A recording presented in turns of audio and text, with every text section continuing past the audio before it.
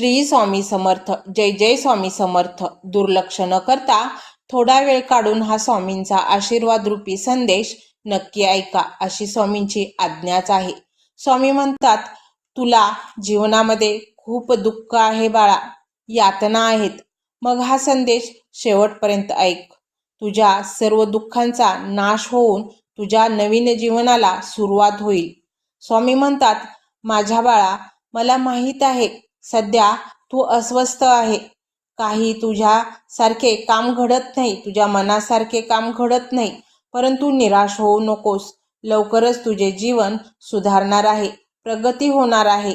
तुझे अडकलेले पैसे तसेच महत्त्वपूर्ण कामे पूर्ण होणार आहेत. आपण जे पेरतो तेच उगवतो. दुसऱ्याला जाणून बुजून शारीरिक, मानसिक, आर्थिक प्रकारचा त्रास देणारी व्यक्ती जरी आनंदात असली तरी पुढे मात्र त्या व्यक्तीला अनंत अडचणींना सामोरे जावे लागणार आहे. त्याला त्यानेच केलेल्या प्रत्येक कर्माचं फळ भोगावे लागणार आहे.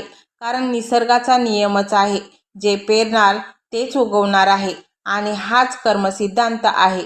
स्वामी म्हणतात, अचानक आलेल्या संकटाने, होणाऱ्या गैरसमजाने, वादविवाद यामुळे नाती तुटतात. पण जिथे प्रेम, माया आणि आपुलकी, जिव्हाळा असतो तिथे या संकटांना खूप वेळ टिकता येत नाही. त्यामुळे संकटे आली की त्या संकटांसमोर ठामपणे उभे राहण्याची शक्ती आपल्यात असायला हवी. स्वामी म्हणतात, एखाद्या गोष्टीसाठी तुम्ही जितके कठोर परिश्रम करता तितकेच तुम्ही ते साध्य करता. लक्षात ठेवा, यश हा अपघात नाही, ते कठोर परिश्रम, चिकाटी, शिकणे, ध्यास, त्याग आणि सर्वात महत्त्वाचं म्हणजे तुम्ही जे करत आहात, जे शिकत आहात त्याच्यावर तुमचे प्रेम असलेच पाहिजे.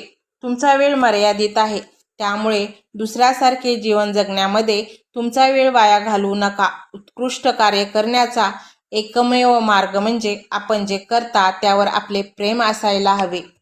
प्रत्येक अडचणीच्या मध्यभागी संधी असते, ती आपण लक्षात ठेवायला हवे.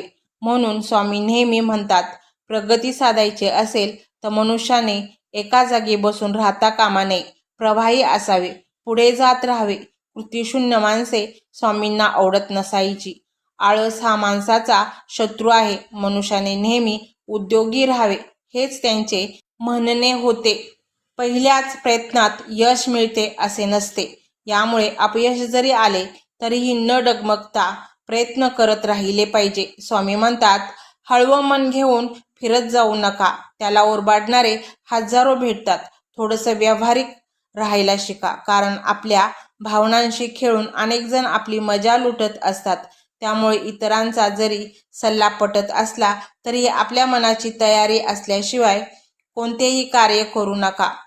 फळाची अपेक्षा न करता कर्म करत राहिलं पाहिजे, तर स्वामी तुम्हाला इतकं देतील, तुम्हाला काही मागायचे शिल्लक राहणार नाही. स्वामींवर विश्वास ठेवा. तर मंडळी, हा स्वामीमय व्हिडिओ तुम्हाला कसा वाटला हे कमेंटमध्ये नक्की सांगा. कमेंटमध्ये स्वामी समर्थ असे लिहा. या व्हिडिओला लाईक, शेअर, सबस्क्राईब करा. बेल आयकॉनचे बटन देखील प्रेस करायला अजिबात विसरू नका. भेटूया नवीन विचारांसह नवीन व्हिडिओमध्ये. तोपर्यंत श्री स्वामी समर्थ.